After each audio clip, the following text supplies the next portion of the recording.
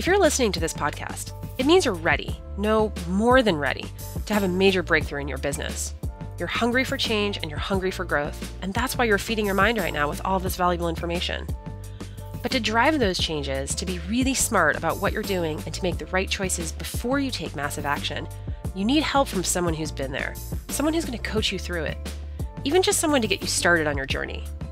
That's why Tony Robbins is offering a free one-to-one business strategy session from one of his top business coaches, a $600 value, completely free, no strings attached. That's right, if you're listening right now, you can go to tonyrobbins.com/CEO and sign up for a free session with a member of Tony's team who's helped business owners like yourself overcome their obstacles and set them on the path to success.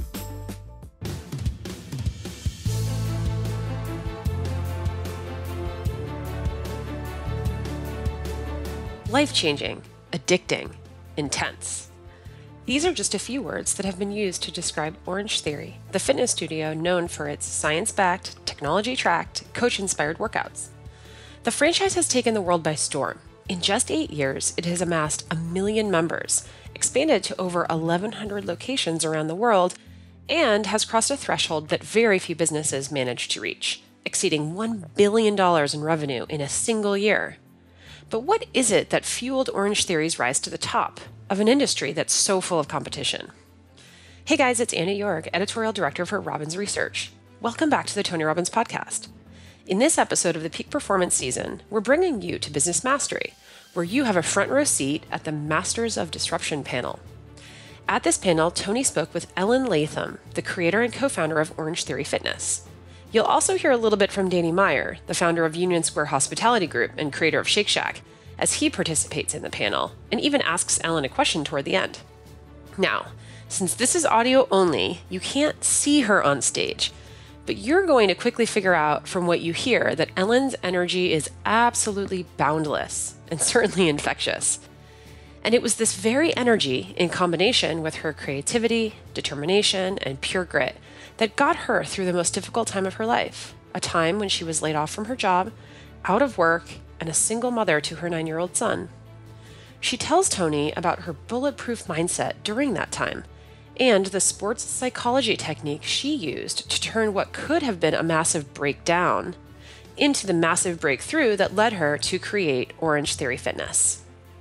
Orangetheory offers heart rate-based workouts built around the physiological concept of excess post-exercise oxygen consumption, or E.P.O.C, where the body continues to burn calories at a higher rate even after the workout is over. But behind the science of Orangetheory is something far less measurable, but just as powerful. It's raving fan culture. Ellen reveals to Tony how she and her partners have strategically built an army of fiercely loyal clients and what they've done to scale this culture across the globe. So great to have you here. Oh, wonderful to be here. You've been doing this 40 years, so you started when you were 2. Oh, wow. Tell us, you took an industry that's cluttered, where people have done 1 million different types of workouts. And I know my trainer, Billy Beck, remembers when you were working at the same facility he was before you'd started. 8 years, you're doing, $1 billion in revenue. You're changing people's lives. How the hell do you go from working for somebody else to building an entire new segment of the industry? Yeah, well, interesting story. There's a sports psychologist theory called momentum shifting. Yes. And momentum shifting is focusing on what you have instead of obsessing over what you don't have. My father was a phys ed teacher and football coach at my local high school in Niagara Falls, New York. Wow. As a matter of fact, my father has since passed. Today is his birthday. I am celebrating. You gotta be very proud. So excited. He lived his life very much in momentum shifting up, focusing on what you had. At 43 years of age, I'm 62 now. When I was 43. She's 62. Can you believe this?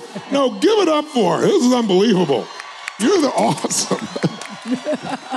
But I want people to know, you started this during a really tough time in your life, right? Exactly. And I had my dream job, I would call it. And my boss called me into his office and told me they had let me go that day. And I was a single parent of a 9-year-old son. And quite frankly, I didn't know what I was going to do. I was in a panic.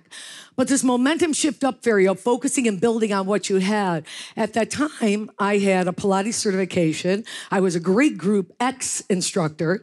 So I went down to my Gold's Gym and I talked the owner into buying some bikes. And this was before spinning was in every gym there was. And I said, we'll split it 50-50. Okay. And then I started soliciting those spinning clients to come and take Pilates with me.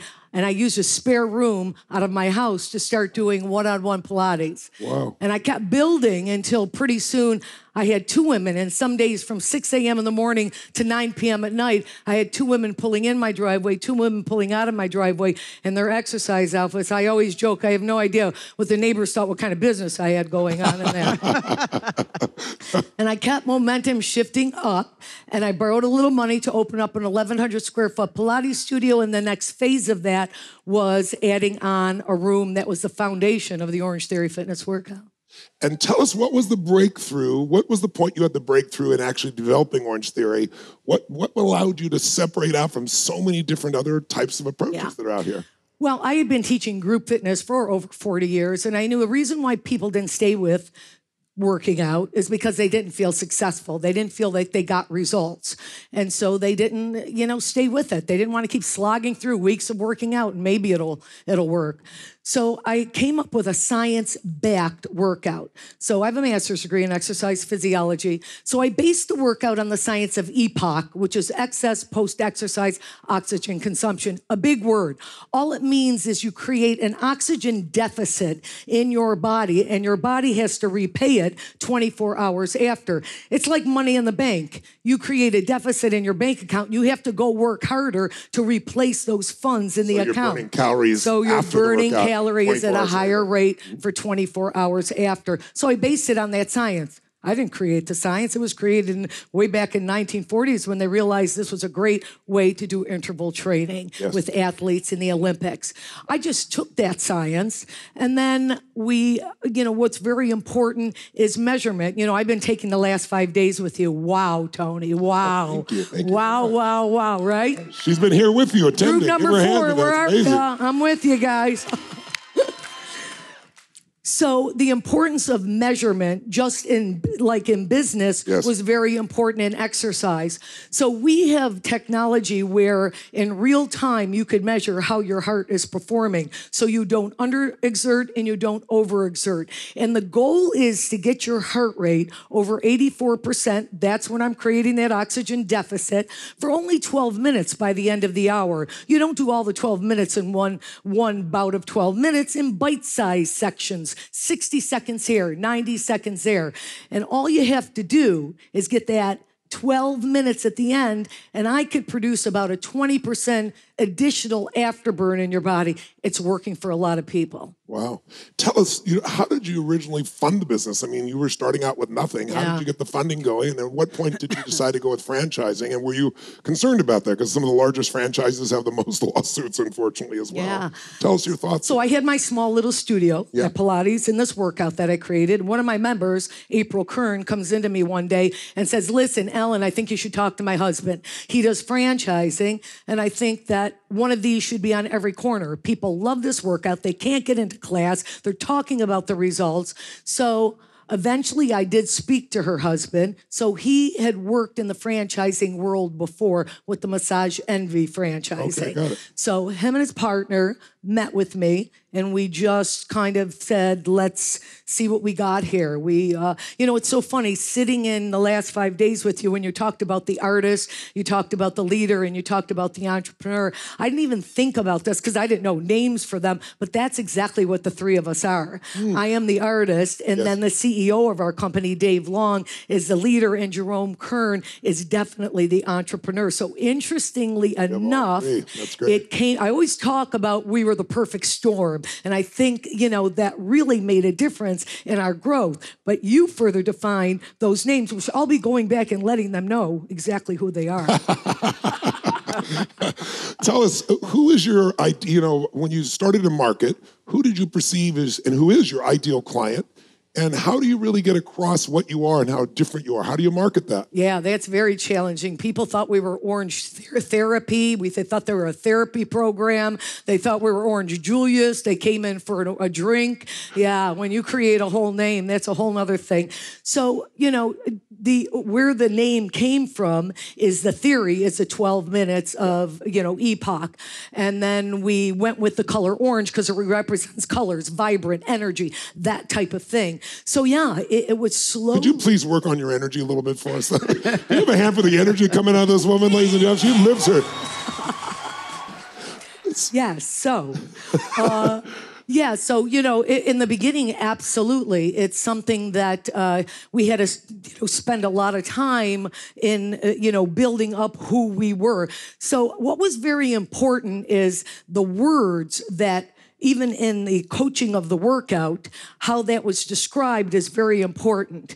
And those words of even how we describe the workout on the outside. Now, what that does is words creates actions. So then what happens is because of the words of how we were going to, coach people in the workout, which all levels can come. There's 3 categories, a walker category, jogger category, and runner category. So it doesn't matter how deconditioned you are, you could do the workout. We had a walker next to a triathlete the other day in class, and everyone's in the same class because of the categories. Wow. So words represent actions. Now, actions represent an attitude. So words, actions, attitude really is what we talked about, we thought about, we worked on. And what is an attitude? Well, you know that, Tony, because that's what you got. It's contagious. Well, tell me, in the very beginning, it's interesting, you both talked about the power of words to help shape your culture. What were some of the words that describe Orange Therapy then and are the same today? Yeah. So we're a science-backed, technology-tracked, coach-inspired workout. That's how we describe our workout. The science is what I just spoke to you about, E.P.O.C. The technology is everyone's hooked into our own proprietary heart rate system. So you in real time know how your body is responding in that workout. If you're undertraining, overtraining, or you're spot on and you're going to slam those 12 minutes. Technology is very important today, and we realize that. So we've got things like our challenge trackers in our studio. So what is that? We have benchmarks because again, we like to measure things. So we're not interested in you just coming in, doing a workout, and it fading away 5 years from now. We're going to be around forever, and this is one of the reasons why, because we know how to progress your physical body. So that challenge tracker, you would do the 1 mile walk, jog, or run. And then you're going to do it a couple times that year. And you're going to see that you shave some time off of that, which means you've got a stronger heart, which means that you have a stronger physiology. I'm real excited about the new technology coming on board by the end of the year, which is called OT Connect. So you'll walk in a studio and the treadmill and the rower will recognize you. Welcome, Tony. Yes. And it has all your data within that Awesome. platform. And then it's going to collect that as well as what you did in that workout. And we have all kinds of exciting things we're going to do with that. The coach-inspired aspect and description of the workout is all the workouts are designed in a lab that I have here in Boca Raton at our corporate office. So we have a whole team that designs the workouts, tests them for heart rate response, then sends them to the over 1,000 studios we have open right now. So everyone on a given day is doing the same workout. So on Monday in Japan, because we're in Japan, they're doing the same. Well, I don't know if it lands on Monday, though. I'd have to... Yeah. Well, you know what I mean. So someone in California and someone in Oklahoma on Monday are doing the exact same workout. That works out really well because they're connecting with each other. They're talking on social media. Sisters are comparing the same workout results, that type of thing. But when you talk about how do you get people to know who you are and what you are, you've been talking about it all week. It's totally about raving fans. Yes. And what makes them such raving fans for Orange Theory? Yeah. What do you think it is? What is the unique selling proposition or experience that you're giving people that's so different? Because I think our small footprint of about a 3,000, 3,500 square foot facility, it's really bigger than that. Our studios allows our staff to really know everyone's name, know about your dog, know you're going on vacation. Hospitality. Really does it, which gyms have struggled to do. Because you've got 2,000 members or whatever the case may be. So these small communities, it's kind of back in the neighborhoods when we used to, have that camaraderie with our neighbors and so on. There's many people don't even know their neighbors who live next door. It's brought that back. And the sense of community is overwhelming. People, when we say raving fans, people have got tattoos, shave. The splat is our logo. Yep. They've shaved their heads with splats on it. I don't know, it's going out there. A really unbelievable story is 2 girls befriended themselves. I think it was in the Midwest, and one needed a kidney. And do you believe one donated her kidney to this other girl that she took class with because she was not a match with any relatives, anyone that she put out there. And this kind of stuff just blows me away of the kind of community and culture that's being created. And how much is the role, talking to Danny, he really works hard to find the right nature for that job. It's got to be critical for you as well, or you wouldn't have been able to scale. Tell us, how do you make the selection of these instructors and the people within your organization? Yeah, we really look for that kind of, I jokingly say, that orange glint in the eye. And basically what that means is they really get who we are and they want to be a part of this movement. It's mission. We don't see that. We don't call ourselves a fitness company. What we call ourselves is a more life company. That we give people more life. We give you more effervescent, more energy, hopefully a few more years on at the end. That's how we see ourselves. So we're looking for people who want to commit themselves to work with other individuals, all different levels, all different sizes, and give them more life. We're real clear of what we're here to do.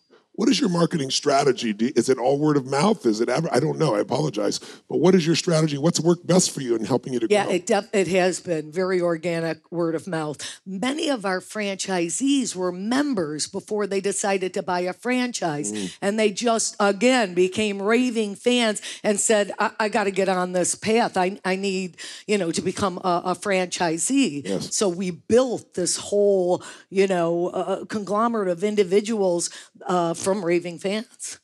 And tell us about 2 major challenges you faced in the business at some stage that maybe shook you up or shook your team up, and how'd you turn it around?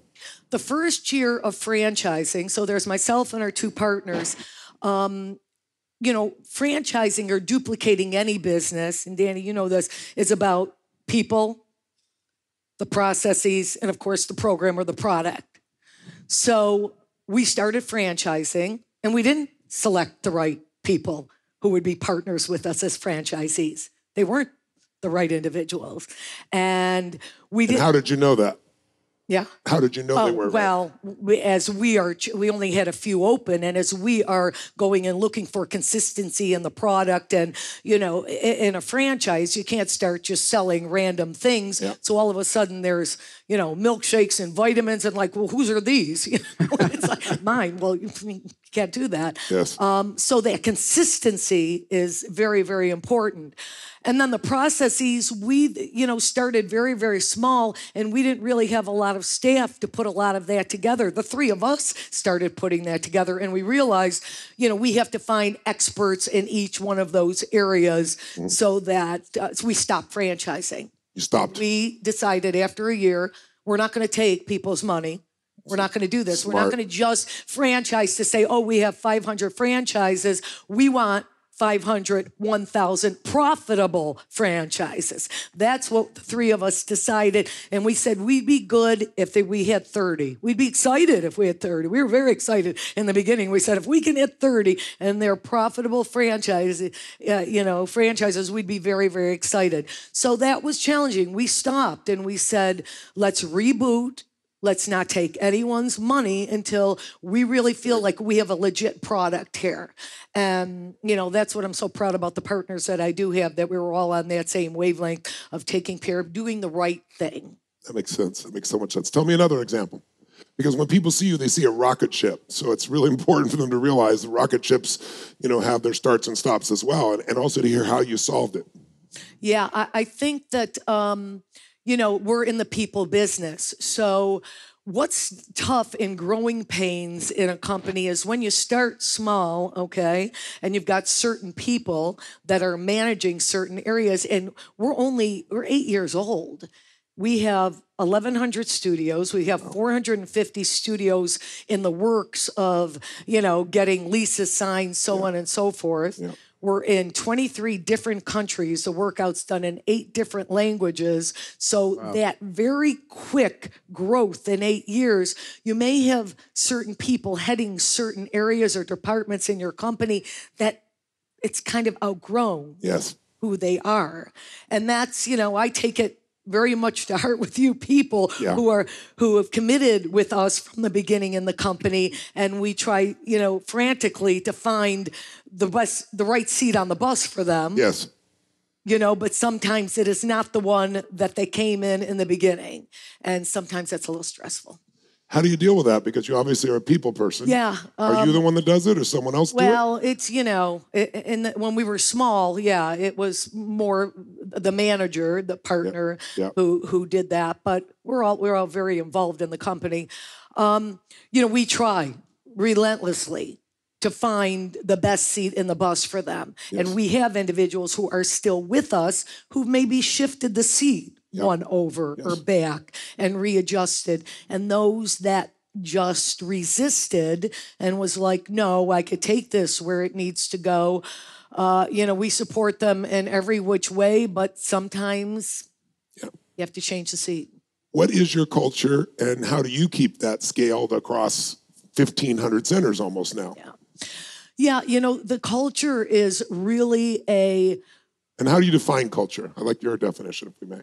Well, I think for us, it really was, it came from our small footprint and really making sure that it's funny when I hear you overextend, produce for the member coming in. They're coming in for a fitness product, and we're giving them all this individualized attention, all this technology. So, we have a lot of events that we pull together to keep the group very, very tight. Social media that are more like... What kind of events? So we have like a dry try. So it's a triathlon that's on dry land, what's in our studios. Okay. And then all the other studios, or everyone across all of the studios are doing it at the same time. Okay. So then everyone comes together and roots for each other and this type of thing. We have and it's coming up in about 4 weeks, an educational summit that it's very important for us to educate our coaches, our managers, our sales staff. Many times people, they want to make the best money they can, but you know what? They really appreciate you developing them. Yes. And that's become very important to us. And we actually created what we call Orange University. And it is a whole section of different training modules for individuals who stay with us to develop them. So you've got someone who's a college that comes in as a manager, and we want, if you're going to stay with us or not, we want to develop you. That's great. A coach who's working with individuals on the floor. Many of our coaches, us fitness people, we do fitness because we're artists. We're just passionate about working with people physically, but we want to keep growing them. So we have found that's been just huge for creating such a culture amongst our professionals that, wow, look what you get with this product. And I've always found that to be true. There's only 3 types of motivation, I really believe. There's fear, which never lasts. You can see that in despots. They eventually get kicked out. Certainly happens in business as well as countries. There's the idea of incentives. Incentives are wonderful, but you can only incentivize so much and still have a margin. And if you only reward people for what they do, then pretty soon they don't even feel good about themselves because I'm doing it to get something, very much like the tip description that you gave, Danny. And then there's personal development. There's this sense of autonomy, the sense that I'm growing, I'm expanding. And that I found to be extraordinarily valuable. What won't you stand for? You have to hold a standard in the industry. Where do you say this person's got to go? Because many people, we've all heard the phrase, it's not the person you hire, it's the person you fail to fire that messes up your culture. What won't you tolerate? How do you deal with that? Yeah. We're very clear in our job descriptions to everyone who works at our studios. Your sole role is to make people feel better about themselves using our product. So when they come in and use our fitness product, the ultimate goal is to make you, after a workout, after several workouts, to feel better about who you are from using our product. And how do you do that? What are some of the ways you train people to do that? We have personal touches that we really encourage our individuals to use. So when a member comes in for the workout for that day, our coaches on the floor want to make sure you've used their name. You really did great in increasing your base today. You've really find ways to compliment them. Specifically, not give generally. Them the power of encouragement. You give them that. There's nothing more powerful than encouragement. So, by doing that, people do feel better about themselves. So what's not tolerated is when someone wants to come in just for a job. The Orangetheory Fitness is not your place of employment. That if you just are passing through and you just want to work and make a few bucks, and that's not, our employee. And it's very hard to sometimes assess that in the interview and in the beginning. Yes. They've got to get rolling, and then you realize, and you try to work with them.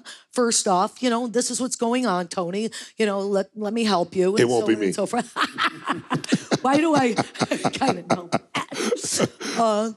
And then if it's not where the person really sits or feels, I've even done things that have said, not Tony, but Joe, yeah. I'll help you find something else. I will do whatever we got to do. Maybe this isn't a great fit, and I explain clearly why, but, let me see whatever I can do to help you. But I have to make sure there's a fit with everyone in those studios. CrossFit became very popular, and a lot of people get injured in CrossFit. How do you differentiate yourself from CrossFit? You've obviously done a beautiful job of that. How do you do that? Yeah. So again, I spoke about the science-backed, the heart rate response workout. We look at the other aspects of the workout being based on what I call usable strength, usable functional movements that we do, as opposed to absolute strength. Yes. So absolute strength. So what you're really going to use in your life, as opposed, right. Yes. Absolute strength. I'm in the gym. Let me see the heaviest I can bench press. That's not usable functional strength for most people. Yes. They want to age well. They want to fight cellular decline. They want to get down and up off the ground through the 50s, 60s, 70s, 80s. Yep. So we are very clear of what our form of fitness is. And we want you to be able to do it for a lot of years. We have 70 and 80-year-old members. What is your greatest desire or promise for this organization of yours? What is it really delivering to people in your heart and your soul? Oh, I got into this fitness over 43 years ago because I'm passionate about exercise. But the fact that, and we're going to have 1 million members soon. I don't even know what you feel like with the millions of people that you affect. But I know just thinking that there's 1 million members that I've affected with this workout, and they've got stronger hearts. And they've got cellular decline, and they're going to maybe age a little bit better, and they're more vibrant in their life. That alone, I'm done. Listen, it's great that the company is, rated at $1 billion company. I'm not going to say that isn't a great thing, but I'm going to tell you that is what I live for. Danny, I'd like to know if there's a question you'd like to ask her, one or two, just real quick before you go. I was just thinking we should really go into business together because we feed them and then you work it off. I think that's pretty good. There you go. But the spirit of a vicious cycle. The spirit of the endeavor is the same thing, which is that whatever you are feeling when you come into one of our places, I want to make sure you feel a little bit better when you leave. And that's exactly what you're doing. And she's as lit up as you are about seeing people get the results from her product. Yeah. The same thing you talked about as well.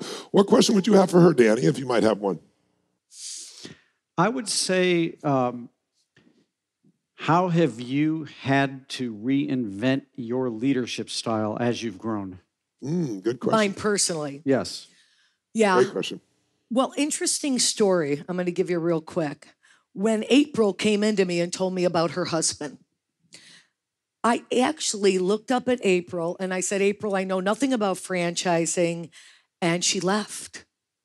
What a missed opportunity that could have been for me. And when I think back of why I didn't maybe believe that I could do big things. So I was a woman. so I didn't have a bunch of women mentors of big business. I was a single parent, so if I invested some money, who would support me if it didn't work? Yes. I was 54 years old when April came in to ask. How incredible is that? To talk about. So don't people start thinking about retirement at that time? So when I think back about that, and thank God she came in a week later, and my brain was in a different place and rewired with believing, and I think this is a woman thing, and I do a lot of keynote speaking now to a lot of organizations and women organizations. They bring me in because it's very interesting that I didn't believe in my potential, even with everything I had. I got the same thing then that I had now. I didn't believe in my potential. I didn't believe maybe I deserved to have big things. So how'd you do it anyway? As a woman. And like I said, I think that second time she came in, I took some of that fear and doubt, and I said, I looked around at my small little studio that was very successful in what it's doing, and I said, you got to give this a shot. You got to give this a shot. So, there's a whole thing called neuroplasticity. I'm sure you're very aware of, where you rewire your brain. Yes. Because your brain might have got certain messages. I might have got certain messages growing up in the 50s and 60s as a woman, not seeing a lot of great women mentors in big business. I might even so whatever the case may be, there was slightly rewiring going on that second week she came in. But I'll tell you what, after I started with this, I dug my heels in and believed in my potential. Yeah. And I believed I deserved it. And I used the mantra from that moment that I partnered with those two gentlemen to where I am today, which is, why not me? That's awesome. Let's amplify a little bit about that. There's such a movement worldwide now for women to really acknowledge their own power and strength and reclaim that. How do you look at the advantage of being a woman today in business? It's so exciting for me because, again, I'm a woman with, in her 60s, and there's a lot going on with that thought process. So I love just working with other women, talking to other women, especially young girls who maybe have doubt, and just really encouraging them to give it a shot and to believe in yourself. And sometimes you have to find other individuals to assist in where your weaknesses and strengths are. Look, I didn't have all that experience in franchising and so forth. But luckily, I found partners that were very respectful of me, acknowledge what I do bring to the table as an artist, and it helped me grow tremendously. And notice she got the artist, went and got what she needed, right? She got the manager leader, she got the entrepreneur, and scaled this thing up. Let's give her a hand.